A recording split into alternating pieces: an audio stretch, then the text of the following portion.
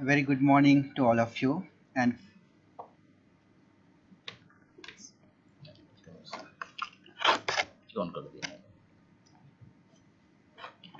very good morning to all of you. And first of all, let me thank the Council of the Kandy Society of Medicine for inviting and allowing us to make this presentation.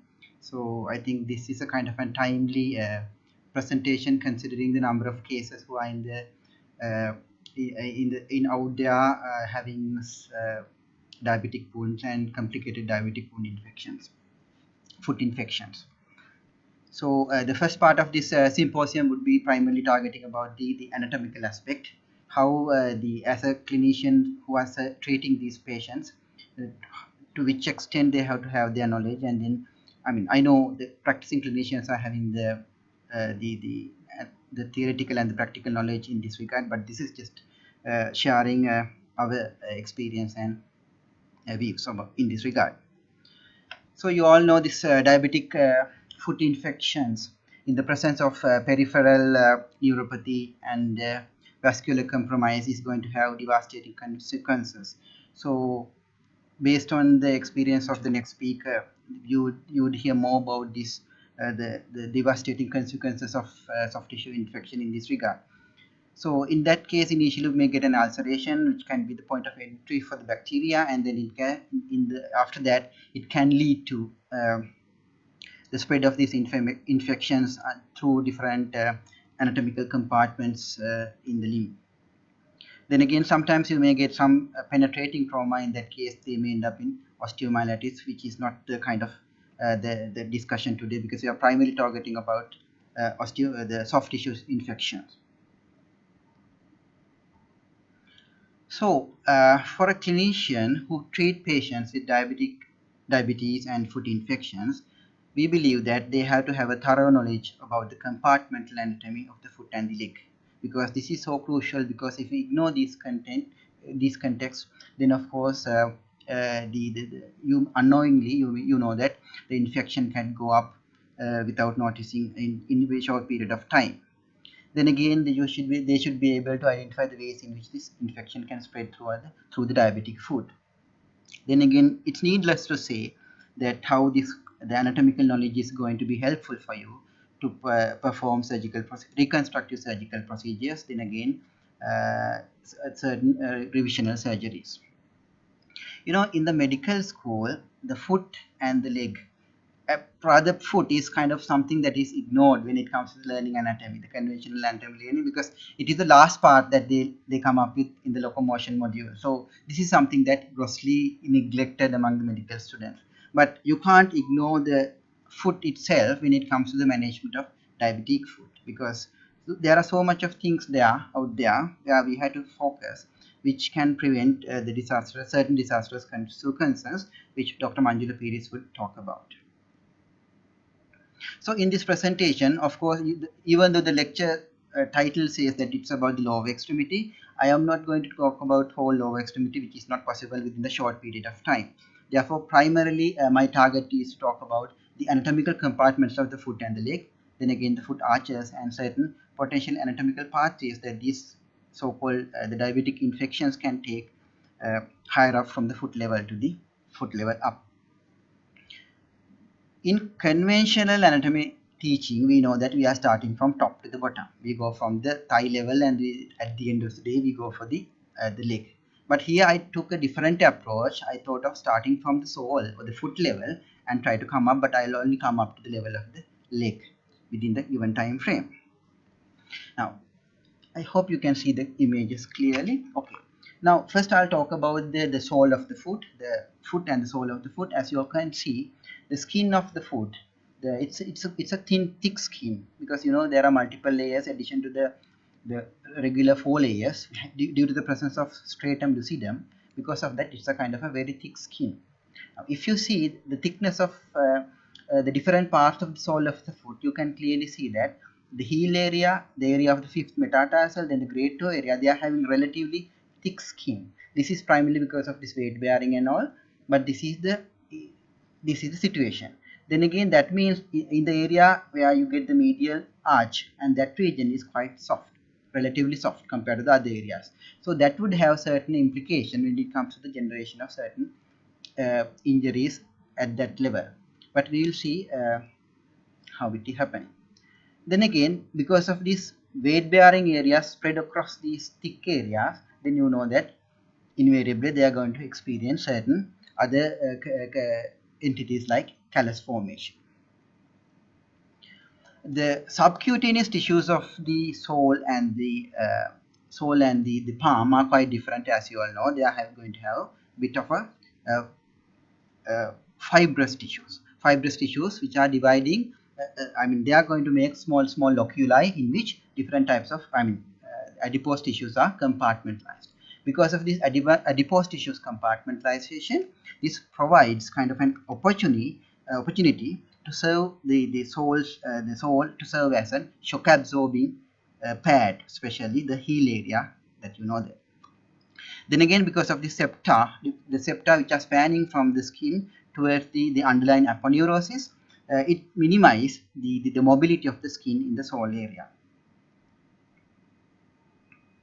Well, especially this is something that for the when it comes to the management of diabetes, that you had to focus on the heel pad if you get injuries in this particular area, because this is the direct this area particularly focus on weight bearing in your body. Because of that, if you sustain diabetic infections here, it can be quite difficult to treat. So Dr. Manjula Peiris would he would talk about further about this heel pad infections. And so what you have to know is at this point that because of this the pressure dissemination through this particular point, it would be a difficult situation to treat.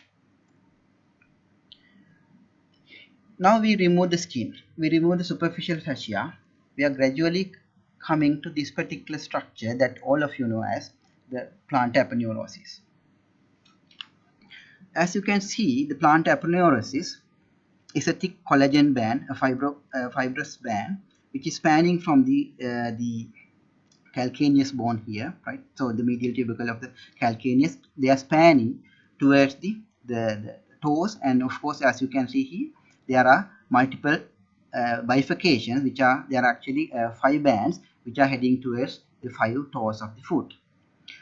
Then of course, another point that is to be mentioned at this point, spanning from the medial border of the plantar aponeurosis and in the lateral border of the plantar aponeurosis, 2 fibrous bands passes downwards to attach with the first and the 5th metatarsal bone. Right now, I'll talk about this later on, because these are the bands or the intermuscular septa that is going to compartmentalize the intrinsic muscles and the extrinsic muscles of the foot within the sole of the foot. So I'll talk about that, how this compartmentalization is going to happen. That is very important in terms of diabetic foot infection. Now here, as you can see, this is the sole of the plantar fascia, and of course it's needless to say that one of the clinical entities that is happening is the plantar fasciitis.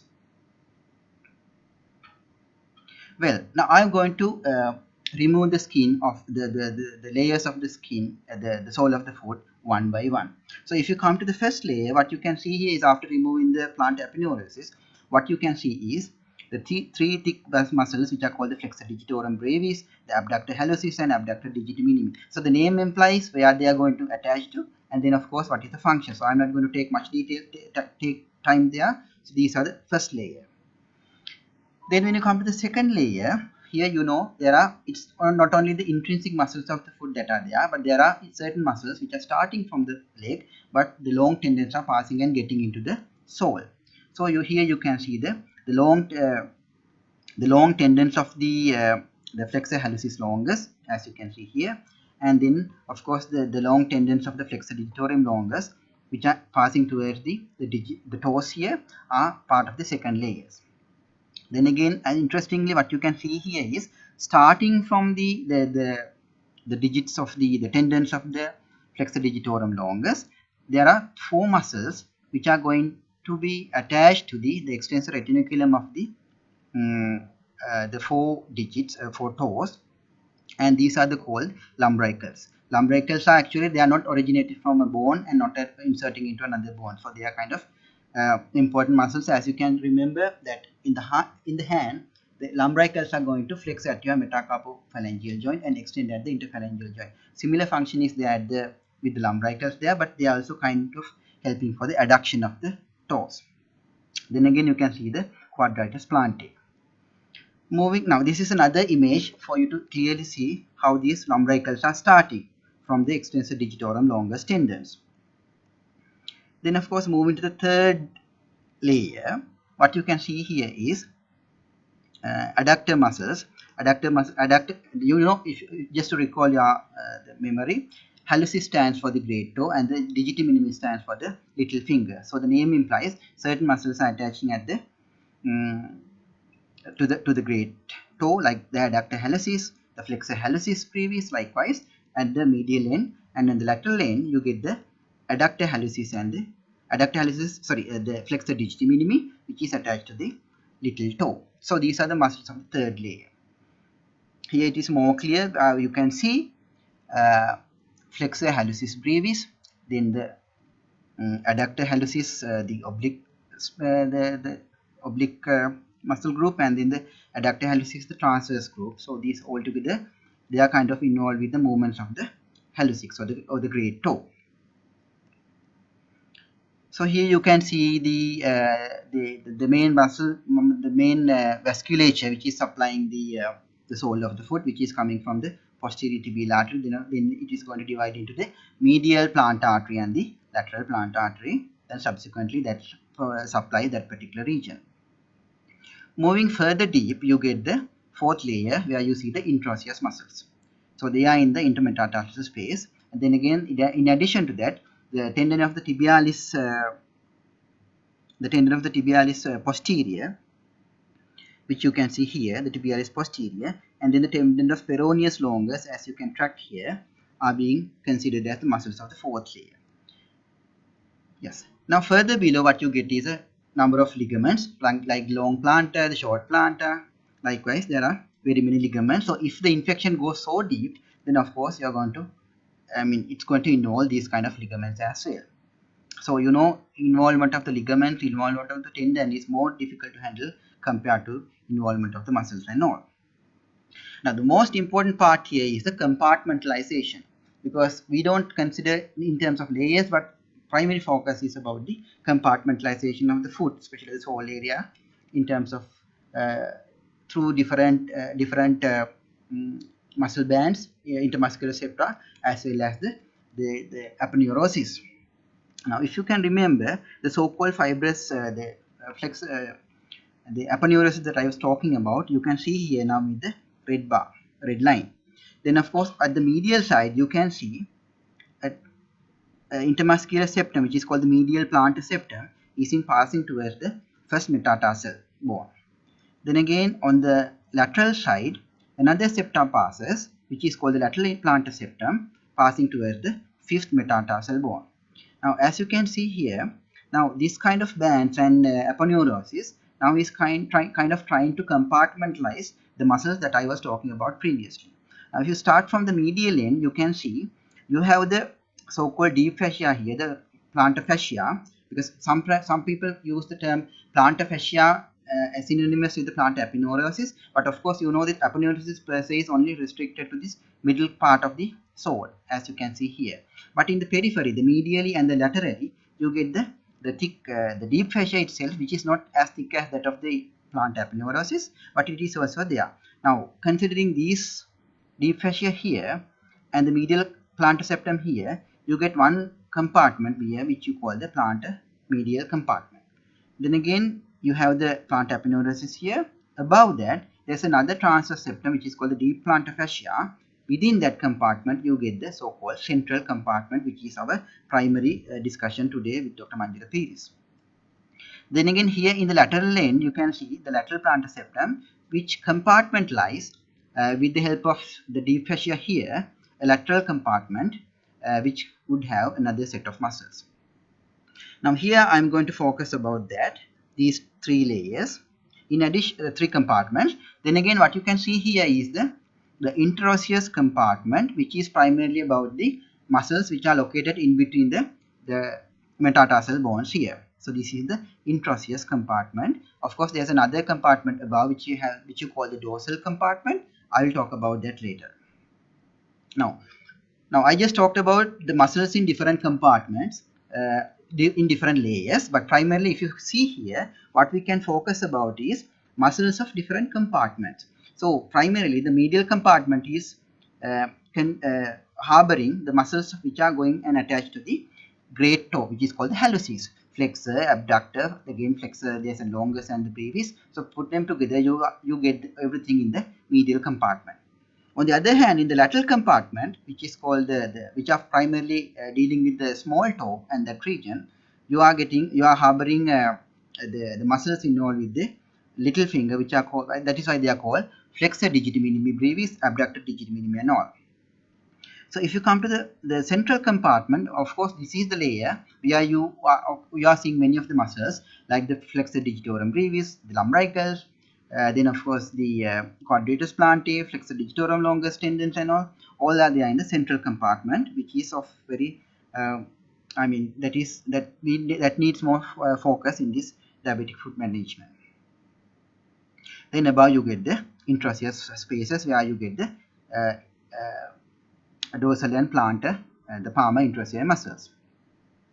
An additional layer, what you see, an additional compartment that I am going to show with this region is the dorsal compartment, which is just above the intraosseous compartment. This is actually the subcutaneous, just because if you look at your sole of the dorsum of your foot, you can see many of the tendons are quite superficial. So it is this compartment where you will see all these extensor, long extensor tendons which are heading towards the toes as well as towards the great toe. So I'll show them in this particular image. Now if you see here, what you can see here clearly is the long tendons of which are passing towards the second to the fourth, the fifth toes, which are called the extensor digitorum longus and brevis tendons. And here what you see is the tendons which are heading towards the great toe, which is called the extensor hallucis longus and brevis tendons. So put them together, you see the dorsal compartment. Now if you see here, what you can see here is on the dorsal aspect, clearly you can see many of these tendons, because it's vulnerable if you get an infection on the dorsum of the foot, because there's a high chance that they quickly and directly involve the dorsal the tendons. If tendons are involved, the management can be more difficult compared to involvement of other soft tissues. Since I have shown this dorsum of the foot here, you can clearly see that when the skin is removed, all the tendons, long tendons of the extensor digitorum longus, which are heading towards the second to fifth toes, are passing like that, and then of course they are forming this, contributing to form the extensor expansion, and they are being inserted into the distal phalanges here. So they are the extensor digitorum longus, and then you see the extensor hallucis longus tendon here, which is heading towards the great toe. In between the toe, you can see the emergence of the dorsalis pedis artery, right? And which is a point which you are going to use for palpation for the distal pulse, one of the two. Then nicely you can see the superior extensor retinaculum, and then the inferior. You see the inferior extensor retinaculum, and here you see the superior extensor retinaculum, like the flexor retinaculum in your the forearm, the arm, in the hand region, the flexor retinaculum. These set of retinaculi are going to keep these tendons intact in their position, because if they were damaged during the wounds of the infection of this particular area, then of course you are going to experience some kind of bowstring, because they would jut out. Well, now there's another intermetatarsal space. That is something that I want to highlight here, because if you see the web space, if you get an infection in the web space, and if they proceed backward, it is likely that they get into the intermetatarsal space. But of course, between the intermetatarsal space, you get the deep transverse metatarsal ligament.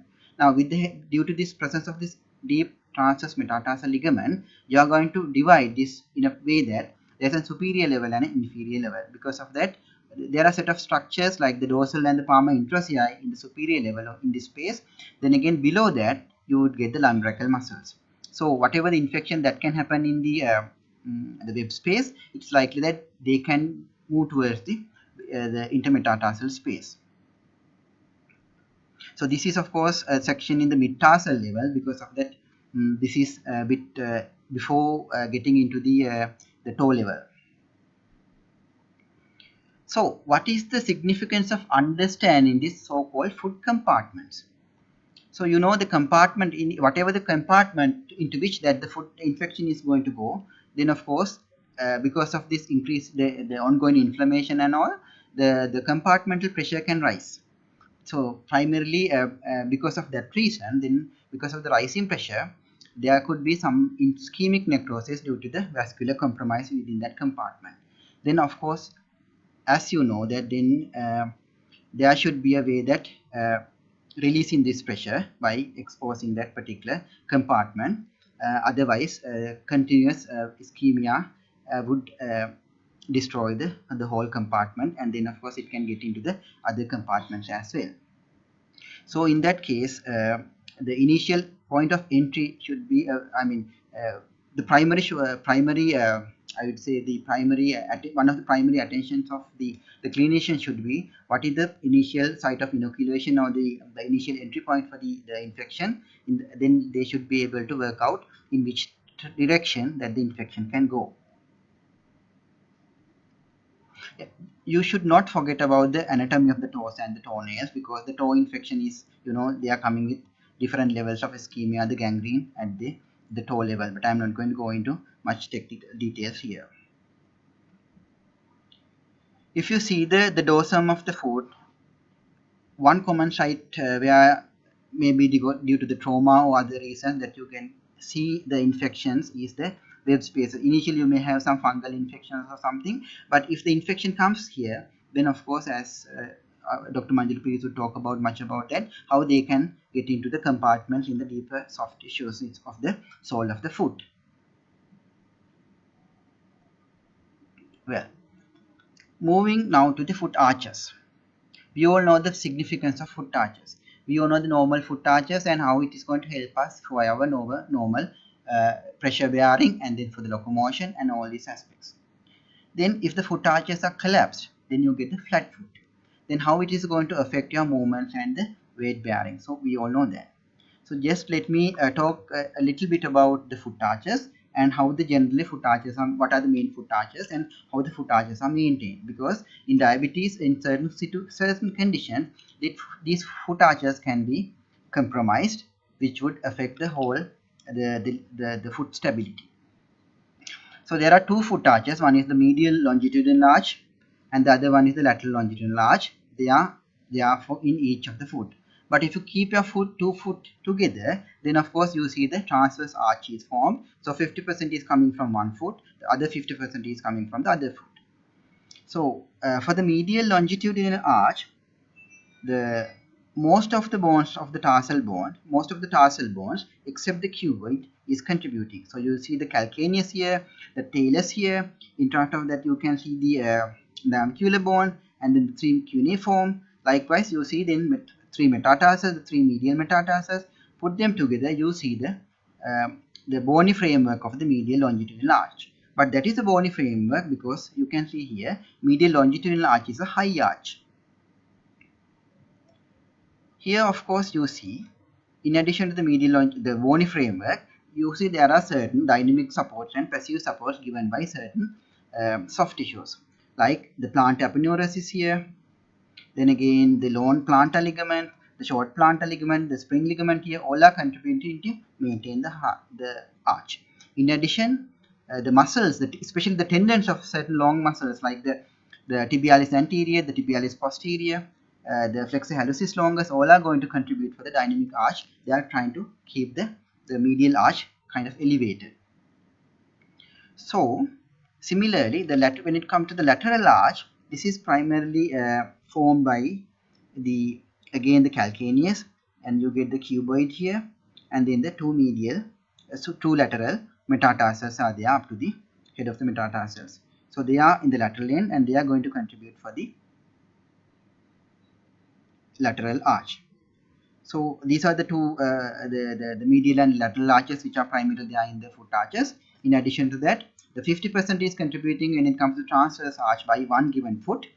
They are being formed by the basis of metatarsal bones as well as the cuboid here. Basis of the metatarsals, and then the cuboid and the three cuneiforms here, they are contributing to form the arch here when two feet are kept together.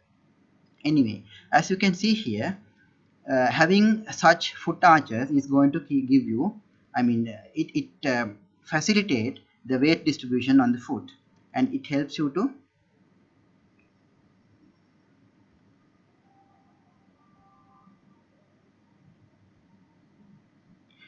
so it helps for the proper distribution of the weight through the foot, and it helps you in the movements, the locomotion.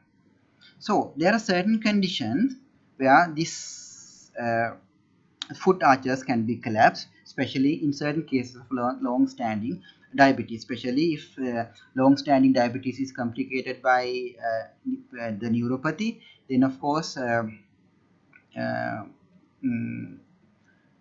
the joints as well as the bones can degenerate. Then you won't see anymore these foot arches. Then you see that the collapsing of the arches, as you see here.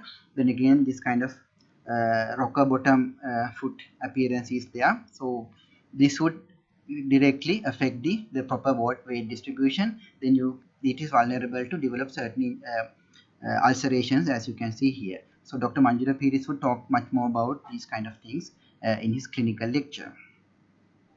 Well, the foot ulceration is the foot ulceration alone is not only because of the ischemia but also the neuropathy. Put them together, because of this long-standing neuropathy as well as the vascular compromise, you get the foot ulceration. It's needless to say that it's not because of the macrovascular injury, but also because of the microvascular insult this particular situation develops. Now, if there's previously we talked about the foot infection, I think I have another 15 minutes, right? Yes, I'm on time. Yeah. The last area that I'm going to move towards is, now we were talking about the different compartments of the foot. Now I told you I am going to ascend rather than going down from the thigh towards the foot. Now the problem is, if you are having an infection, at the foot, at the level of the foot, maybe a foot compartment is infected, then of course it's likely that it is going to spread up. So because of that, I thought of talking about the so-called compartments of the leg as well. Now here you can see the lateral malleolus and the lateral aspect of the foot. Now you can nicely see the emergence of the peroneus longus and brevis tendons, which are part of the lateral compartment of the leg. I'll go up and talk about these compartments again. And here you can see the inferior extensor retinaculum, which is kind of keeping the long extensor tendons intact. If you come to the medial side, if you see the medial malleolus, and then you see the so-called the Achilles tendon, the long tendocalcaneus of the Achilles tendon, which is a very important point, because the infection of the tendocalcaneus can give rise to the rupture of the tendocalcaneus, which can be a very difficult situation to treat. But what you see here behind the medial malleolus is the emergence of a set of deep muscles in the posterior compartment, like the tibialis posterior, flexor digitorum longus, and these muscles are passing behind the medial malleolus and gain their attachment in the sole of the foot. The tendocalcaneus is carrying the muscles. Their muscle bellies are actually the soleus, gastrocnemius, and the plantaris. So they are kind of superficial compartment of the leg. The muscles of the superficial compartment of the posterior compartment of the leg. So now we are gradually moving up, but before that, just to highlight again, Dr. Manjula will talk further about the Achilles tendon, which is the tendon which is the muscular bellies which are giving rise to Achilles tendon are the gastrocnemius, the soleus, and the plantaris. So they are gaining attachment, they are distal attachment to the calcaneus. So if you can try yourself, so this is the muscle which is trying to the movement involved at the ankle is the plantar flexion. So there are situations where this tendon can rupture, then the management would be difficult in that context. Well, so now here you see again the sole of the dorsal aspect of the foot, the dorsum of the foot, and see what you see here is the dorsal compartment. I was talking about this dorsal compartment. So if these tendons are involved here, the tendons are involved, how they can propagate up, to which extent, to which compartment it is likely that they can move. So if there are certain circumstances where if you have a ulceration here, but you compress on the anterior compartment of the thigh, you press there, then like there are certain situations where the pus is coming out of the ulcer which is located here. So it indicates that there's a tract of pulse, the pus which is passing down through a particular channel in this particular area. So I know you know this particular area. Now just imagine this is a cross section of the leg, right? Now just think that this is your left leg and you are looking from above. I just want to recall your anatomy knowledge if you have forgotten. This is your left leg, right? You are looking from above. So medially you have the tibia, laterally you have the fibula here, right?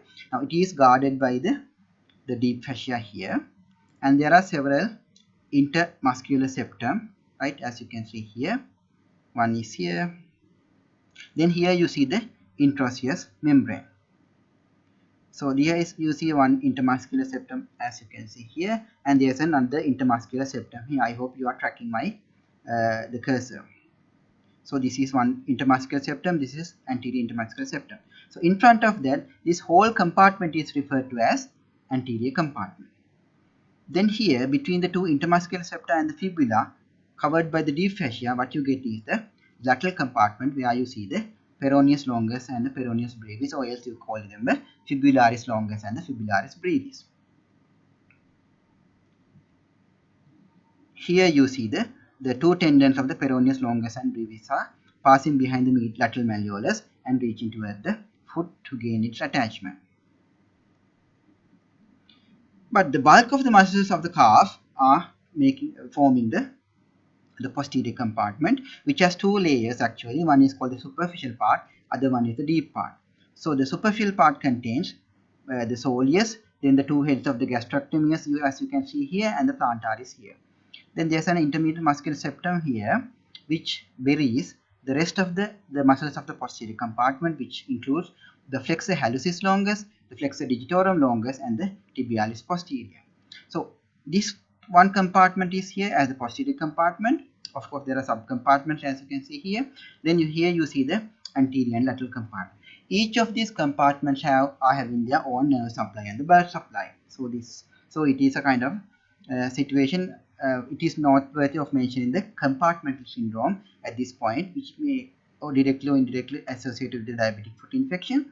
So in that case, you know, you have to do the decompress or open the particular compartment to release the pressure if the compartmental syndrome is developing. So these are just images to show you the anterior muscles of the anterior compartment. I'm not going to mention each and every muscle here, but I have already mentioned there. So primarily the muscles of the anterior compartment are involved with the inversion and the dorsiflexion, and of course the deep peroneal nerve is the nerve which is supplying that particular compartment, which is a branch of the common peroneal nerve. Again, then the common peroneal nerve is arising from the sciatic nerve. Moving to the further deeper, you can see now the common peroneal nerve here at the neck of the fibula level, and then it is branching. One is called the anterior tibial nerve. Then here you can see the superficial peroneal nerve passing towards the lateral compartment. Then here you can see the artery of the anterior compartment, the anterior tibial artery. Moving to the lateral compartment, of course you see the two big bellies of muscles which are called one is quite big, but other is not that big, peroneus longus and brevis, but they are having long tendons which are passing to behind the lateral malleolus to gain its attachment at in the foot. Then the nerve involved is the superficial peroneal nerve, a branch of the common peroneal nerve. then they are primarily involved with the eversion and the plantar flexion to some extent. The last compartment is the posterior compartment. As I mentioned, you have the superficial and deep compartments. So the primary function with the help of the superficial compartment, the gastrocnemius, soleus, and then the plantaris, then of course they do the function of plantar flexion. Then of course the muscles of the deep compartment are passing towards the great toe as well as for the other digits. So they are involved in the flexion of the digits. Well, now you can see here how the muscles of the posterior compartment are passing and gaining access to the sole of the foot. So here you can see the Achilles tendon, and now you can see here, other than the Achilles tendon, other muscles are emerging like the tibialis posterior, then the flexor digitorum longus. You can see here they are spanning out into 4 digits, which gets attachment to the 4 toes, and then the last one is the flexor hallucis longus, which is passing towards the great toe. So you can see the commencement of the origin of the lumbricals at which are gaining the origin from the digits, the flexor digitorum longus tendons. Well,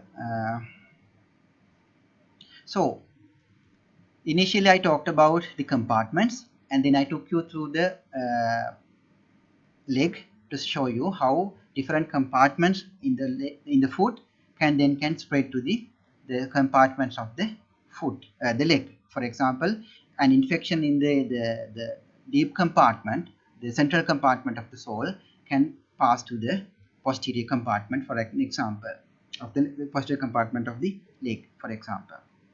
Then again, the dorsal compartment of the foot can go to the anterior compartment of the leg. So these are possibilities. So this kind of knowledge should be there for the clinicians. I know that the clinicians are having that knowledge, but this is just kind of recalling or re-emphasizing the same fact.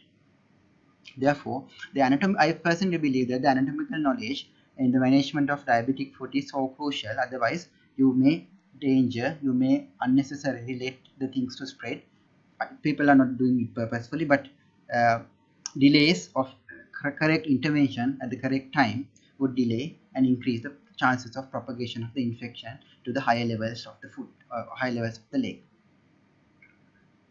That's what I wanted to mention at this point, and I think that would refresh your knowledge about the anatomy of the foot and the leg, and this would enable Dr. Manjula Peiris to take his story about the clinical aspects of the diabetic foot. So it would make a life easy for you to understand what he is talking about. Thank you very much for your kind listening.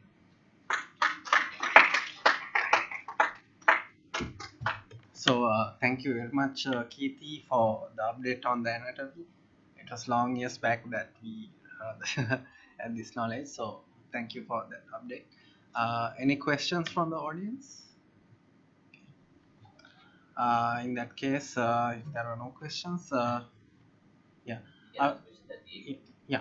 So I would like to invite Dr. M.M. Senaratne, sir, can you to award the certificate of appreciation to Dr. Keerthie Dissanayak.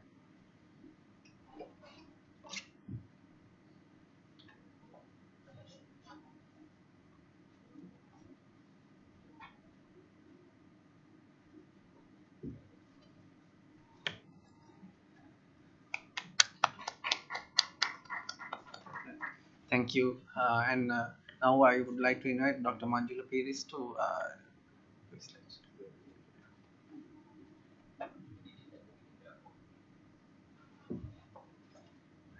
I did the introduction at the beginning, and something I forgot to mention was that he was past joint secretary of ASIC about 5 years back.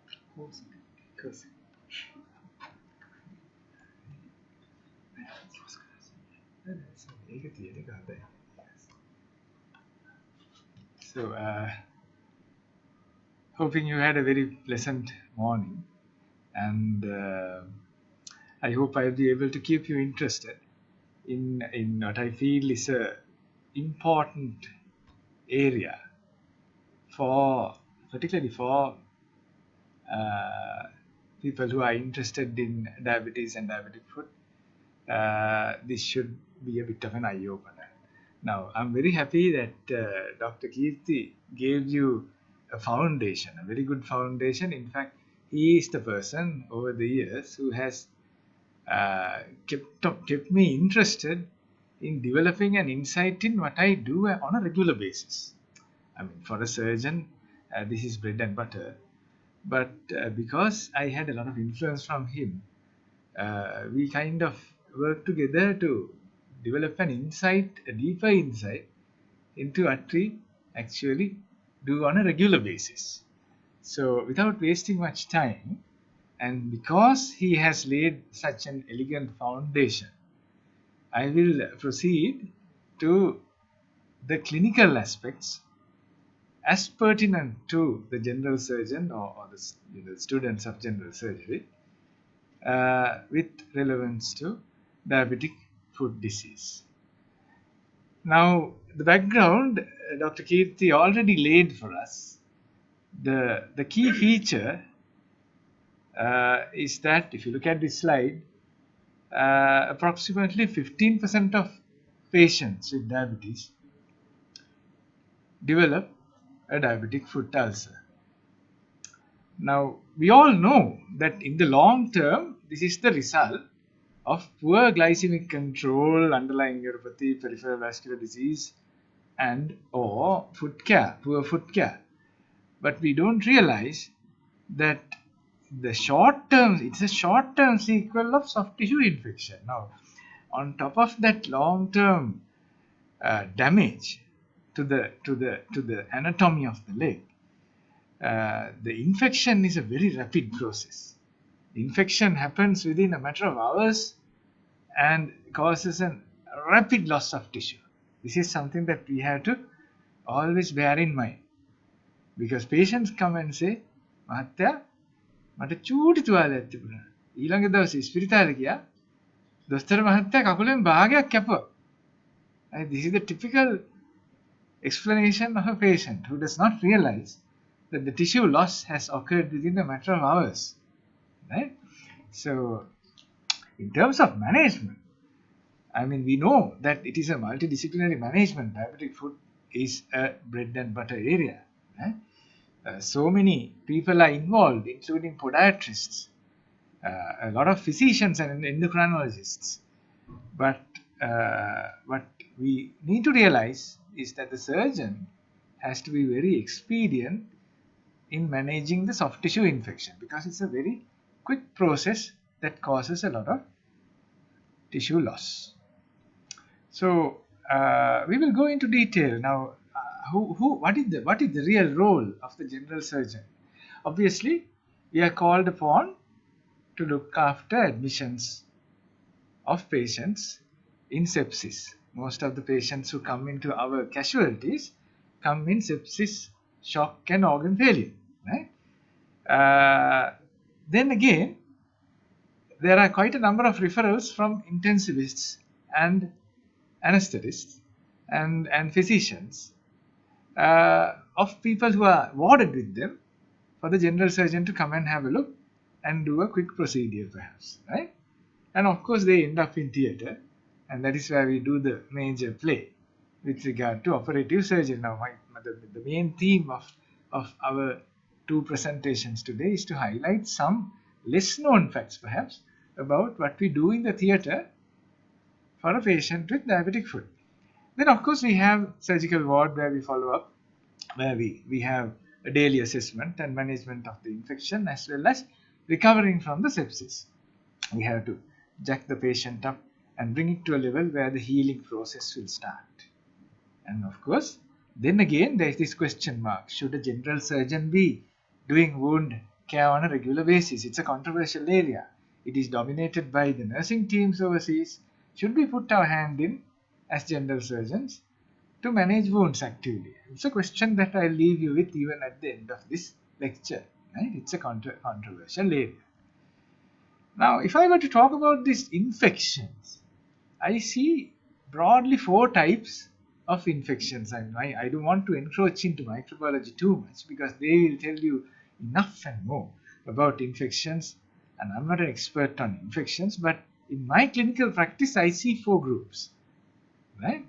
Now you have the cellulitis, the erysipelas, the necrotizing fasciitis, and the gas gangrene. Now I want to make a difference, like a ABCD difference, a very elementary difference between the 4 types. Now cellulitis is something like this, right? It's a diffuse. These are the 4 types of diffuse infection I'm talking about, right? The cellulitis, the first type, is just which looks like this: swelling, warm, tender, right?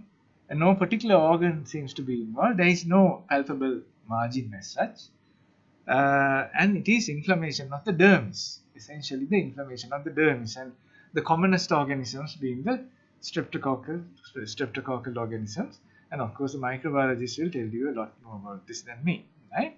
So, but there is a one clinical presentation. This one doesn't worry me too much, to be honest, right? I get a little bit more worried when there is what is called erysipelas, right? Here we have a very palpable, very angry red margin. It's very palpable. Sometimes there are blisters that separate out the epidermis from the dermis, as it were, right? The main thing about erysipelas is that it is almost exclusively streptococcal in origin, and it is almost uniformly responsive to penicillins, right? This is a key feature which I have been using to my advantage in management of erysipelas. Whatever else you give, penicillin works, and you can give it in high doses. Again, this is a contentious area, so maybe a microbiologist will probably tell otherwise. But I found high doses of penicillin tend to work for these guys. The next step, now necrotizing fasciitis, I'm getting more and more worried now, because the infection traverses the deeper tissue planes, and usually it is by a co-infection, 2 bugs working together. The main difference between this and gas gangrene that I see is that the ischemia can occur in patches, non-contiguous patches. I mean, I'm sure you have seen some patients with patches of necrosis occurring and blisters occurring, and when you rupture the blister, you will see dark patches, but they may not be contiguous, right? So that intervening area may be quite viable and quite healthy, right? If you can bring the infection under control in the intervening live areas, these areas tend to demarcate, right? So I'm not going into a lot of detail there, but here is a case of gas gangrene. Now, if you have crepitus in the tissues, a kind of a serosanguinous discharge coming out, it's a cold limb, very bad patient, low urine output, organ failure. I don't tend to play around with these guys. Gas gangrene does not know any boundaries, right? And I don't want to, limit my surgical, exposures in any way. Gas gangrene is something I don't want to play around with, right? It kills the patient very fast. Now, as opposed to that, there are localized infections. Now, the body makes an attempt at inflammation and localizing that infection into a compartment if possible. Now, abscesses are cutaneous manifestations of this localizing process. You can call it a furuncle, carbuncle, phelon, pimple, etc. whatever. They are staph and strep pyogenic infections. But in diabetes, we have to concentrate a bit more on the deeper soft tissue infections. That's where the compartments come to play a major role. Okay, slightly different concept. What are the types of presentations? Now, I see basically 3 or 4 basic types of people coming for treatment. Now, based on patient parameters, I see either a set of stable patients or unstable patients. And again, based on the wound parameters, I see a stable wound and a stable, unstable wound. Now, we will go into detail, right? How do you assess and find out whether a patient is stable or not? I put in this slide a lot of information, but for me the vital parameters are still the number one thing. In addition to that, you may have a grade Apache score, and of course individual organ failures, right? And even compromised nutrition and alimentation. They constitute a unstable patient. But for me, the vital parameters are what I go with, right? When these are compromised, i.e. the patient is unstable, right? They need admission. They need escalation of care. I can't handle it alone. The anesthetists have to be called in, the physicians have to be called in, the endocrinologists, everybody has to come and help. And to survive the patient, you may need an emergency surgery, right? Within a matter of hours, right? So unstable patient is one category which needs. Very often we see unstable patients being, taken in three-wheelers from place to place, hoping that a magic cure can happen, right? That person will save the leg, this person will save the leg, where the respiratory failure, cardiac failure, renal failure, right? No urine output for 5 days, but still, in transit from place to place, hoping for a recovery. This is where we lose a lot of patients. Now, this is another little thing that people don't realize. An unstable social situation is as bad as an unstable vital parameters, right? Because of poverty, because of an elderly neglected patient in an elder's home, maybe a narcotic abuse, a drug abuser being unconscious for 3 days with a necrotic leg, right? These are practical things I have come across, which are as bad as having a bad patient in an ICU, right? And their education and awareness level plays a huge part. Sometimes delayed presentations can kill the patient, right? And non-compliance. You keep advising. I find a huge challenge to bring a patient into a hospital. They somehow come to you and expect a magic bullet, right?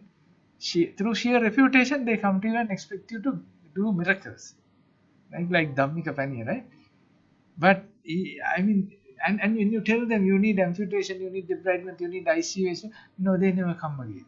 They will go to the next guy, right? And then along the way you lose the patient. Okay, what are the types of surgeries that we are envisaging? Right? Any one of these, excision, amputation, whatever you do, usually they happen as an expedited measure. Now, I sometimes lay open tissues in the middle of the wound because I don't have facilities to keep them fasting for 6 hours to get them into casualty theatre. It's better to cut that open and let the pus out. Then and there, you end up saving a lot of tissue. I train my trainees also to do that. If you see pus, cut it within another 6 hours somehow.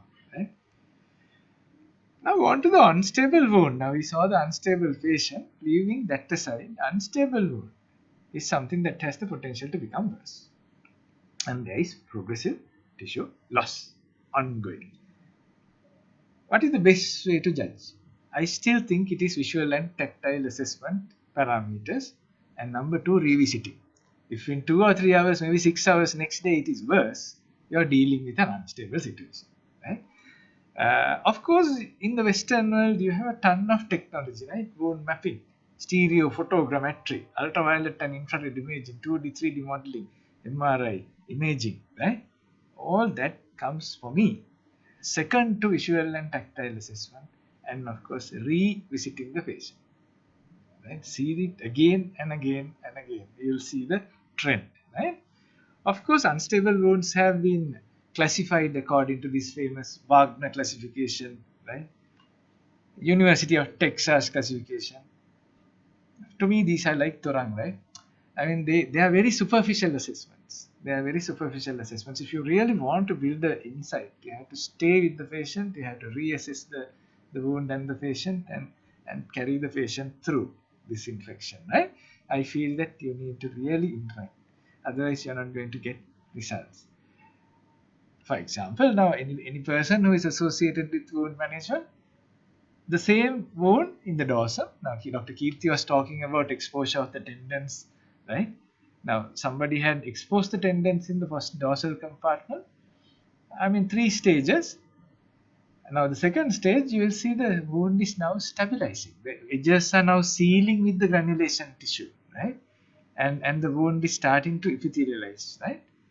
And if you are careful, you can preserve all the tendons and all the extensors.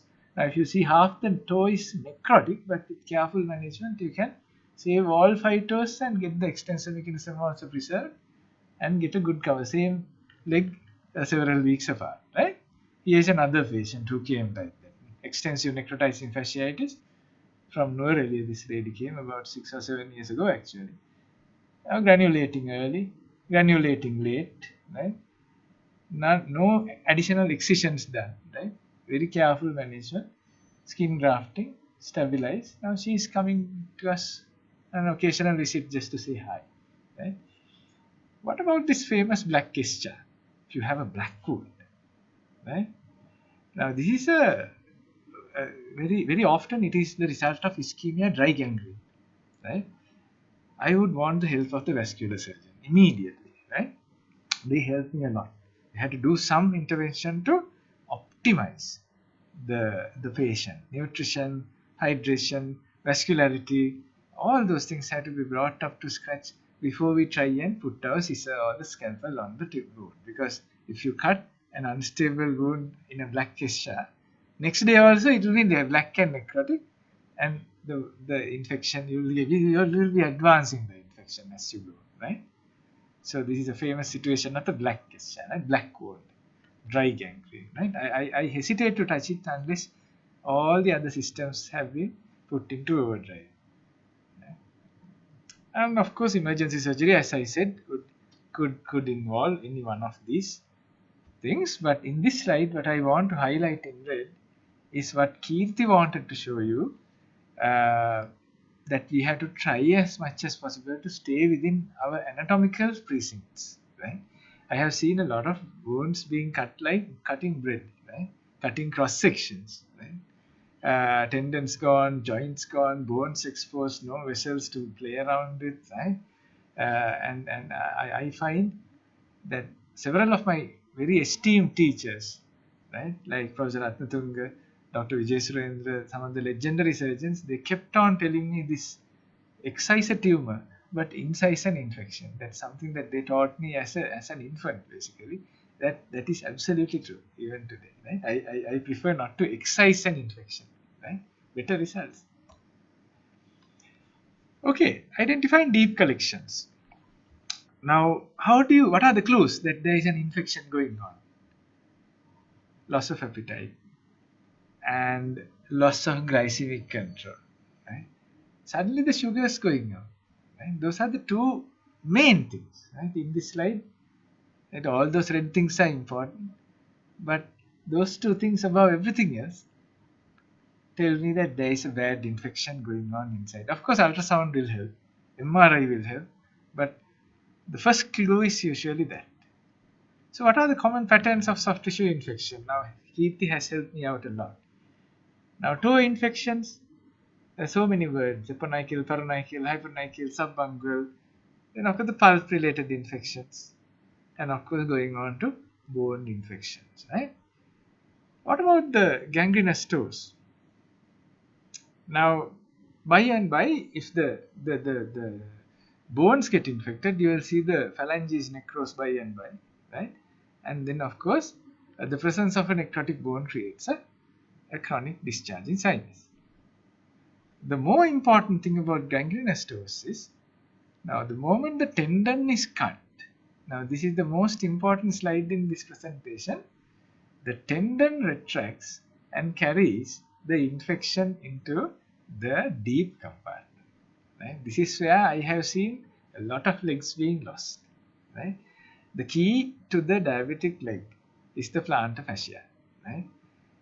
You have to remember that if an infection gets into the deep compartment, you have a very high chance of losing the leg.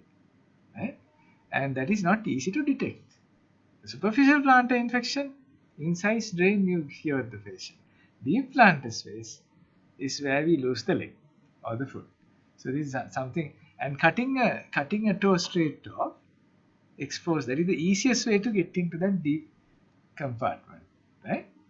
So this is something that we have noticed over the years. Keerthie and me have been working for years on this, and whenever he was there. For example, here is a dead toe, right? Okay, and even the same leg, two sides, you can see the violaceous discoloration and the spread of infection along the dorsal compartment, right? And if you take these two legs, you can see the result of the tendon rupture carrying the infection straight into the deep compartment of the leg. Now the toe has been lost in the image on the left, and you can see with great difficulty we have managed to drain the deep compartment proximally and distally, and somehow safeguard the foot. Now, this toe, although it looks bad, is a fairly superficial infection. It's a dry issue, right? But this one, sorry.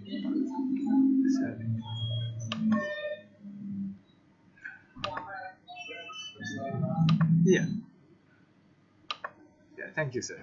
Now, this one, as opposed to this one, the earlier slide, is actually a very dangerous situation, because you have lost the toe, exposed the deep compartment. Now everything is now going to set up shop in the deep compartment, right? And that is where you start losing the leg. We have got this. All right. Now this is another leg which exposes the anatomy very well.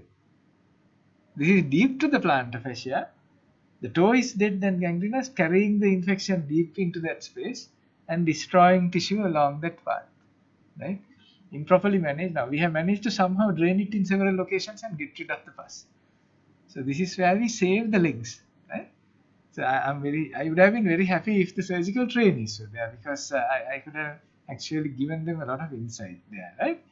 But okay, so that is about the deep compartment which Dr. Keerthie was highlighting. So we have to recognize the deep infection and drain it in time. What about web space infections? Now, the crucial thing that Dr. Keerthie was mentioning was there is a communication between the web spaces, right? And here is a good prime example of that. Now, here is a leg which had a very bad dorsal infection on top of the extensor tendons under the aponeurosis, right?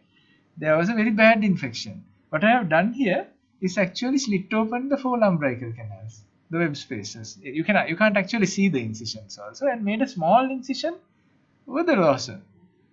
And lo and behold, a couple of weeks into the infection, that all those structures have been safeguarded. Now, as opposed to that, I have seen some people, especially juniors, excising a large wad of tissue right down to the extensor tendons and just throwing that away.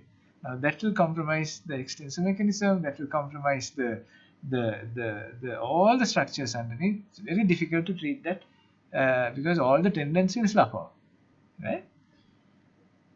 So a tendon sheath infection, the key point which I want to highlight, instead of opening that whole compartment and excising a large amount of tissue, I'm asking the question, is it possible to do multiple small incisions parallel to the tendon rather than over a tendon, and thereby safeguard the tendons? Now, I for one, with my experience, what I have found that can be done. That lot of legs and lot of tendons, lot of tendon sheaths can be safeguarded by not opening directly over the tendon but parallel to the tendon, while keeping the sheaths intact, the retinacula intact, right? So for me, the multiple small incisions, several incisions over the infected areas are more effective than excising a huge wad of tissue, right? Again, Dr. Keerthie was highlighting the tibialis anterior. It's a very large, strong tendon. It also guards to a certain extent the dorsiflexors. Now here is a practical view of a destroyed extensor mechanism, extensor tendons of the dorsum of the foot. Now this is very difficult to treat. There is bowstringing, exposure of the tendons, and the deformity. The flexors are working, so there is an extension deformity. So the biomechanics actually fail, right? I really don't know how to treat this. Maybe if you divide all that again and put it in a splint and maybe skin graft, offload, very difficult to treat this. And of course, then there is this issue of the so-called indolent plantigrade ulcer. Now, people think that they are quiescent, they're sort of harmless ulcers in diabetes, right? Predominantly over the toes, right, or the MTP joint, right? You see a lot of reactive hyperkeratosis. You do wound cleaning every day. Nothing happens every day. The whole thing, same thing is there, right? But the important thing to recognize here is this is because of initially a friction bursa, right, which opens up and carries the infection right into the joint, right? And that creates a discharging sinus into the joint, right? Although something like this looks innocuous, you will always have an extension into the joint space, right? And if you probe that, unless you get the orthopedics to help, unless you get additional imaging, maybe sinograms, maybe ultrasound, maybe diversion of that pus into the dorsum, right, through a relatively innocuous area, you will never get this to heal. Simple offloading never works. It has never worked for me, right? So this is something for you to think about, right? Whenever you probe a so-called indolent plantar grid ulcer, you will always have it communicating with the joint, right? Okay, infection superficial to the important plantar fascia, usually due because of direct inoculation. This usually does not spread to the central compartment. One example is this. Now he has cut himself there, right? And a little bit of extension has happened by the surgeon, cleaned up. This is superficial to the superficial plantar fascia. So it has not gone in. There is no danger there because that plantar fascia is fairly good in protecting us, right? But the central compartment, this is what Keerthie was highlighting. I don't want to, right? It's a relatively well covered spread face, and the spread is from the cut tendons and the amputation, right? And the result is this, right? Okay, so this is actually, this was not done by me, just done somewhere else, but what I want to highlight is that the toe is gone, and then the exposure right up to the flexors, and the flexor tendon is also gone, and this is a full exposure of the deep compartment, right? So this slide I just put in just to show the anatomy what Keerthie was talking about, right? Thankfully these are viable. This will recover actually, but it will create a deformity, right? Again, a little bit about the medial compartment. The main thing about it is that the infection travels around the great toe to the back, right? The lateral compartment, the infection tends to travel around the small toe, right? Okay, because of the anatomy that Keerthie described. This is a relatively less well-known one. The peroneus longus insertion. Now, the peroneus longus inserts into the base of the fifth metatarsal, right? It's a prominent area, and in a kind of a neuropathic foot that becomes even more prominent, and you tend to develop a friction bursa over that point. I have seen people who don't know anatomy, maybe not even medically qualified, trying and doing wound toilet there and exposing that joint. That's a disaster. You just can't treat it. The tendon breaks off, the bone gets osteomyelitis in that point, it will never heal, and that carries the infection where? Into the peroneus compartment. Right? This is the easiest way to destroy the peroneal compartment, right? These are relatively less well known things, right? Now what Keerthie has helped me is actually to define and explain how this happens, right? So it's very interesting. When you get into this field, you see so many mistakes happening. Now, for another example, this is a hallux valgus deformity. Now, if you have a flat foot, you see the toe deviating laterally and a bunion forming. And people will come and actually demand you to cut off the bunion. So we go without orthopedic help, we cut the bunion, expose the joint. Right? Then there is a chronic wound which will never heal, right? So when you are touching these joints and bones, get orthopedic help, right? They will help you a lot, right?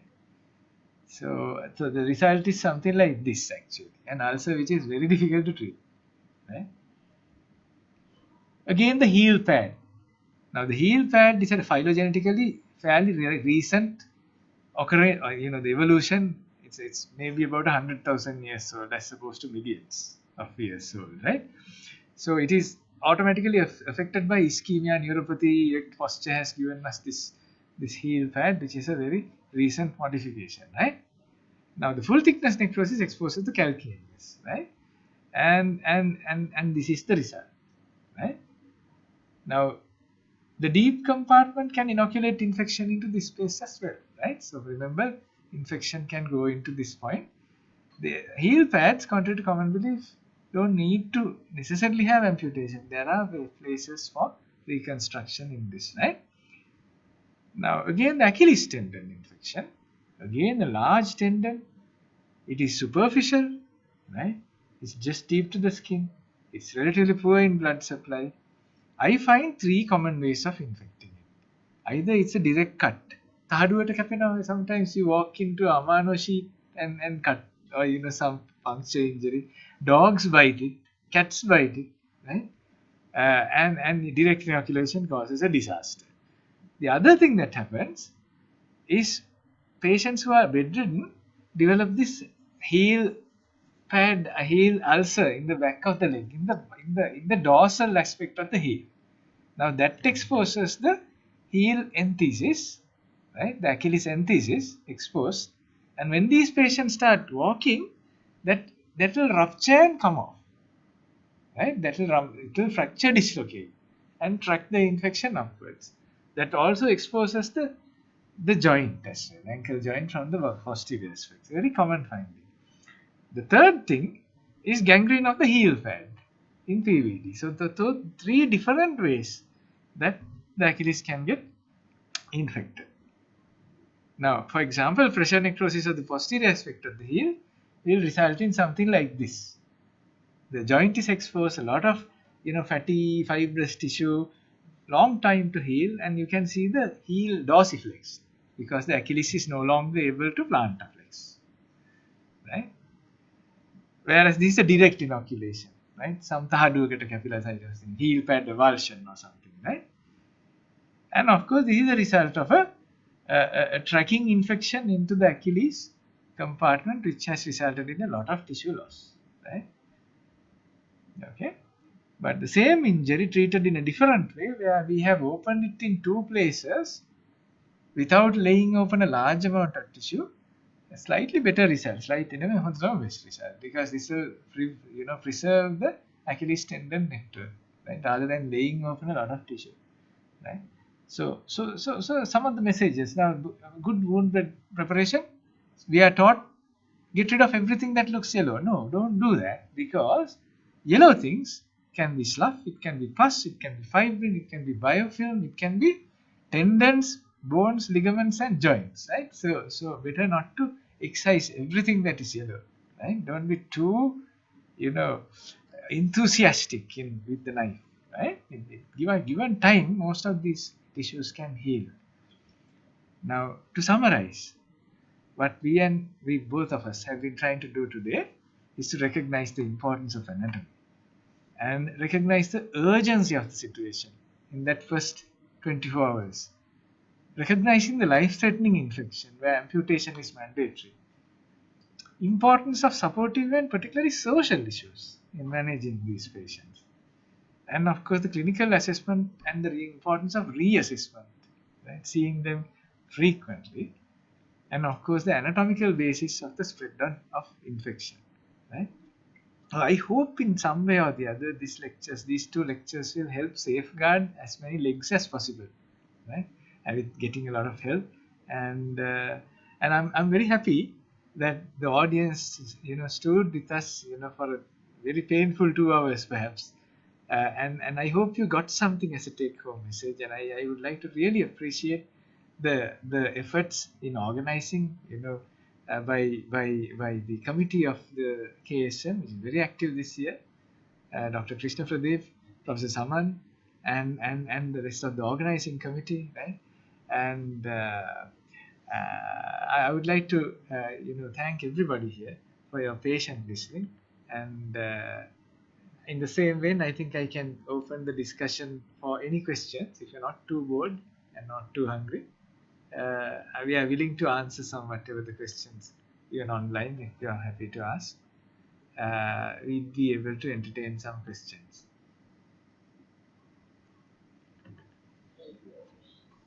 From both Keerthie and myself, you try to answer whatever practical issues that you might come across.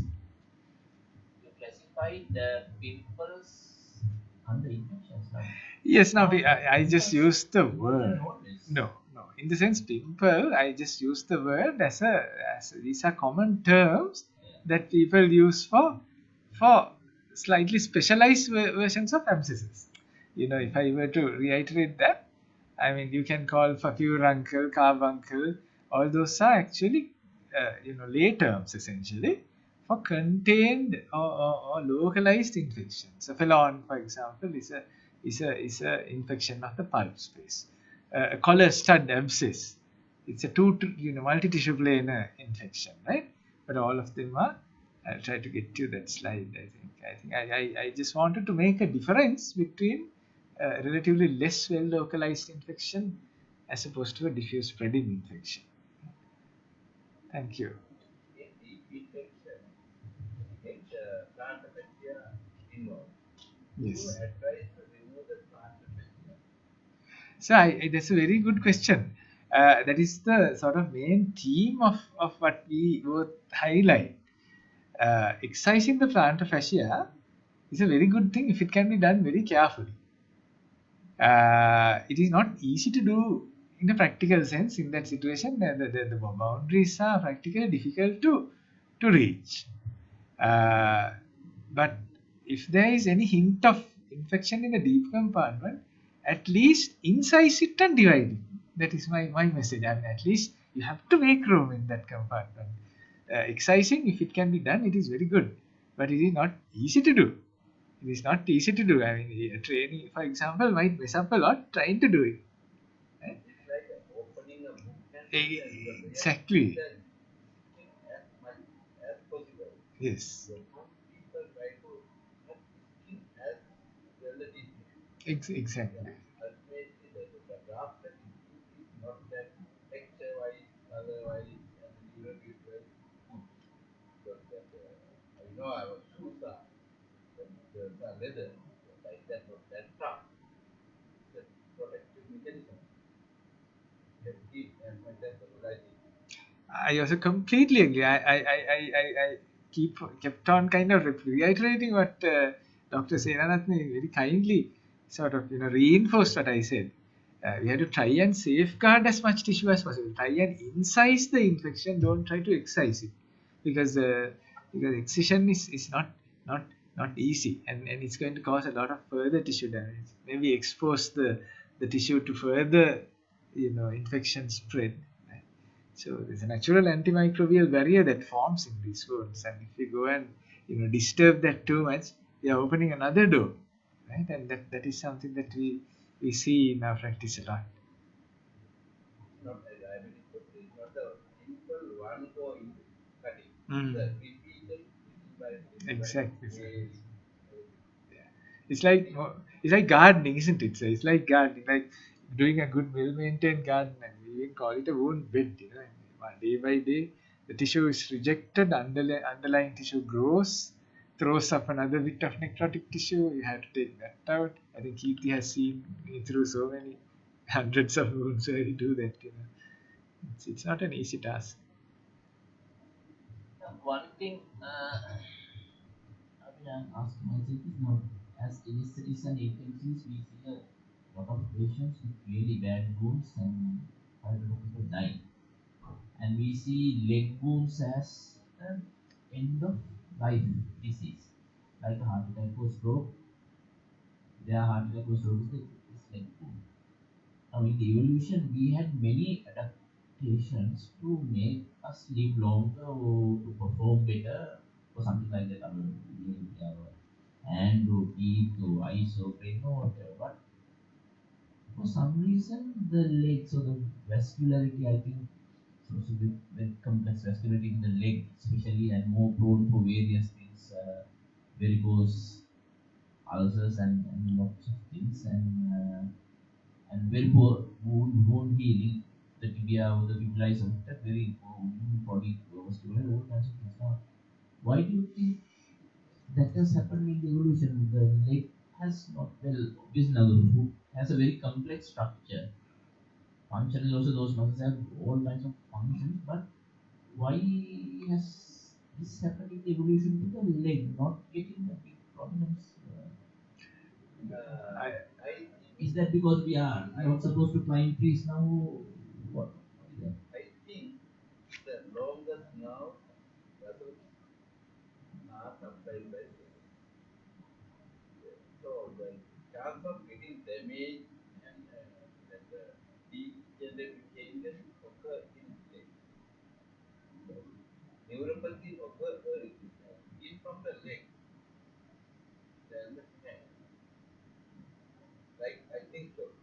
I think this I and Keerthie, in fact, we had this discussion when it comes to phylogenesis. I mean, the evolution of the human being. Now, if you study sort of paleontology, the quadruped structure is something that has existed for hundreds of millions of years. Now, dinosaurs with the tails and blah blah. They now, and from that point, if you take evolutionary history, the human getting upright is within a matter of between 1 million and 100,000 years ago. Right? Not what that would envisage is that the brain develops. You can't carry a heavy brain on a quadruped structure. It's less efficient. So you have to stand upright. At one point, you're balancing the brain and the head on the spine, which is straight. So for that, you have to have several adaptations. I think what has happened is the clavicles have broadened and exposed the front of the body. The spine has acquired two curves, and the pelvis has changed orientation. The legs have lengthened a great deal to allow for high-speed running and all that. And what is the if you study the ankle and the foot of a horse as opposed to a human, the horse actually has a toe which is lengthened and a metatarsus which is very long and a heel which is somewhere heel, right? And it's in backwards and then there's a right angle, right? And the tibia fibula there, and again a right angle thigh, short, long, and a toe. Now those are supposed to be far more adaptive to the environmental stresses and all that, rather than when it has suddenly got parts have got shortened, parts have got lengthened, and one can imagine that the trouble starts in the most highly adapted areas. For example, the heel is a totally new adaptation. There is an expansion of an area without proper expansion of the blood supply to that area, if you know what I mean. Likewise, now if you look at the diabetic foot, the most vulnerable places are the plantar fascia, right, and the Achilles tendon, right. Now even the Achilles tendon in other animals is a relatively short structure, and it's higher up. In a horse, it's higher up in the leg, right? It's at a different angle totally. So I think the explanation here is due to phylogenetics, right? One. On the other hand, I think the human body, my personal view, is that it is designed for 40 years. And anything more than that, we are borrowing, right? Anything more than that, we are borrowing from science, right? Up till 40 years, everything works fine. But from 40 years onwards, you start getting trouble. Vessels, nerves, your reserves go down, somehow preserve them, but we are running on borrowed time. For me, I think that is those two things are the explanation, I think. But this is highly philosophical, right? These are sort of